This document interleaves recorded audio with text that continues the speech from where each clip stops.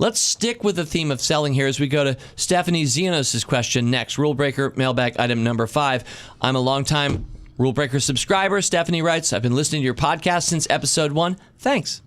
I'm a big fan, have shared your podcast with many people who have asked me how I learned to invest. I'm very happy with my Rule Breaker annual returns of almost 20% per year the last 9 years. I have a, Stephanie writes, big, all caps, big here, team, big financial event coming up. I'm about to cash out my company stock, and I want to know how to invest it Rule Breaker style. Now, when I say big, she says this chunk of stock is worth, after taxes, roughly 5 times my last full-time salary, or 12 times my annual expenses. So very helpful context. Thank you, Stephanie. No pressure, right? You right? It's also about 3 times the amount of my Roth IRA, which is where the bulk of my investments live as a 33-year-old woman.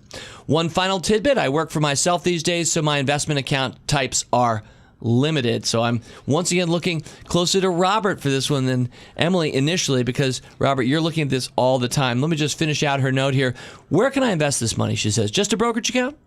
How should I go about investing it, since even spreading it out over, let's say, 20 stock picks would allocate more than 3 times what I ever have before to a single stock?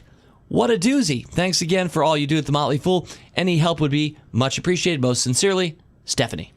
So, Stephanie, my first piece of advice is to see a financial professional for a couple of reasons. Number one, when you take possession of company stock, there are a few ways to do it, and some ways are easier on your tax bill than others. Okay. So you definitely want to get expert help on that, number one. Number two, if you're self-employed, you can create your own retirement plan. It might be a solo 401k. It might be what's called a SEP.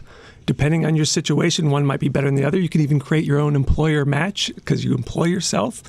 So you might be able to get some more money in a tax advantage account than you think. So those are my first couple of pieces of advice.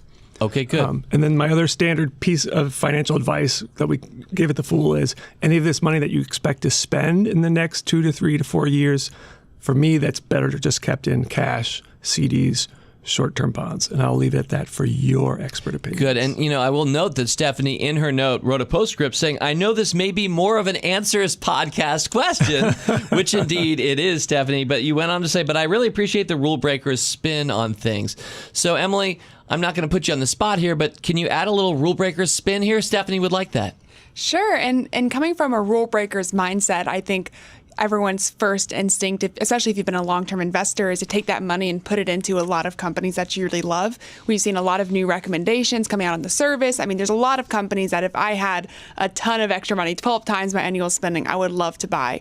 At the same time, our willingness does not always match our need. And sometimes it's okay to take your time investing that money. And I agree with Bro's analysis that the best thing to invest in immediately would probably be a fee-only financial planner who can provide that tailored advice. But beyond that, it's okay to invest it in a broad-based index fund if you're not sure what you want to do in the meantime. There's nothing wrong with that. So maybe what you do is you invest it temporarily, and then as you see opportunities, you slowly draw down on it. And that type of investing, a lot of times it doesn't produce the same returns if you had just invested all that money immediately, but it does provide a little bit of peace of mind as you roll money from maybe an index fund into a lot of these growth style companies that we invest in, Rule Breakers.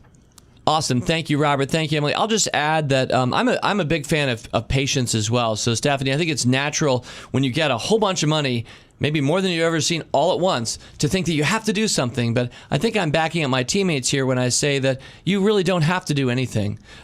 Emily just said you could put a portion of it in an index fund. You, in your own notes, said, if I put it in 20 stocks, it would be a lot in every stock, more than I've done before. Well, I would say, why 20? Why not 30 or 40 or 50?